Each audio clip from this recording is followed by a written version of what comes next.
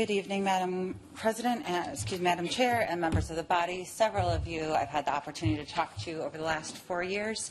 Many of those meetings have felt productive, and yet here we are 4 years later.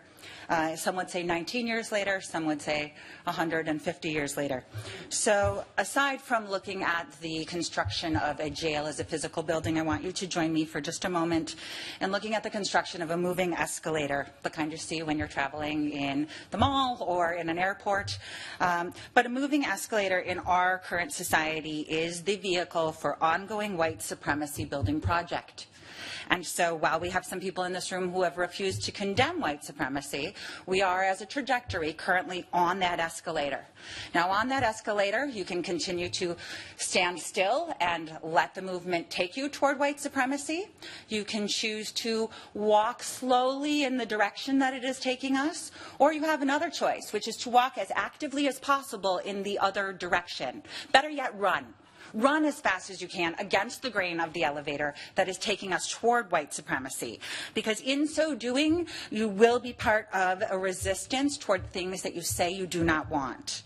I'd like to acknowledge Supervisors Wegleitner, Supervisor Matano, Supervisor Kilmer, and Supervisor Hendrick for their previous resistance on the inevitable walking escalator that leads toward the prison industrial complex. Now, as you've heard from Supervisor Willett, it is important to think of what's best for our community. I know many of you who are seeking re-election are also thinking of what is going to be in your favor. So tonight, when you think about the people that we're discussing, upstairs on 6 and 7 as we speak, I want you to think about what's best for them. I want you to think about if you would go and ask for their vote, knowing that you are the very same people who voted to fund where they are currently living. Going to go and ask for their vote after you're responsible for caging them is a risky move. Can you tell them that you weren't imaginative enough, or strong enough, or courageous enough to walk against the grain of the escalator? Can you tell them that you were not willing to imagine, or fund, or build a world where they don't have to live there? Because if you are not willing to imagine that possibility, you are wasting their time, our money, and your own futures in this collective community that we call home.